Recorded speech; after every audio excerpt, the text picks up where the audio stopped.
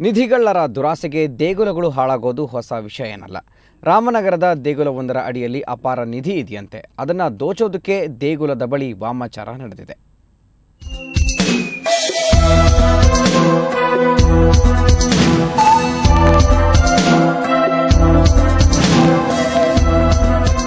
ಲಕ್ಷ್ಮೀಪುರದಲ್ಲಿರೋ ಈ ಐತಿಹಾಸಿಕ ದೇಗುಲದ ಹೆಸರು ಬಾಗೆ ಬಸವನ ಗುಡಿ.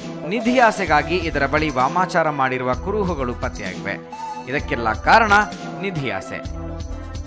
ದೇಗುಲದ ಕೆಳಭಾಗದಲ್ಲಿ ಹಾಗೂ ಶಾಸನಗಳ ಅಡಿಯಲ್ಲಿ 7 ಕೊಪ್ಪರಿಗೆ ನಿಧಿ ಬಚ್ಚಿಡಲಾಗಿದೆ ಎಂಬ ಮಾತು ಈ ವಾಮಾಚಾರಕ್ಕೆ ಕಾರಣ.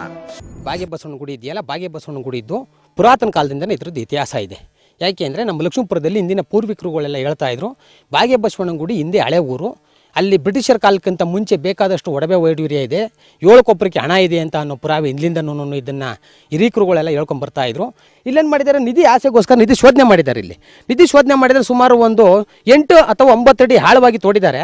ತೋಡ್ಬಿಟ್ಟು ಏನು ಎತ್ತಿದ್ದಾರೆ, ಇಲ್ಲೆಲ್ಲ ಬಲಿ ಕೊಟ್ಟಿದ್ದಾರೆ.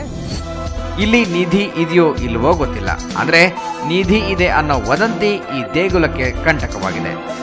MH ಪ್ರಕಾಶ್, ಸುವರ್ಣ ನ್ಯೂಸ್ 24/7, ರಾಮನಗರ.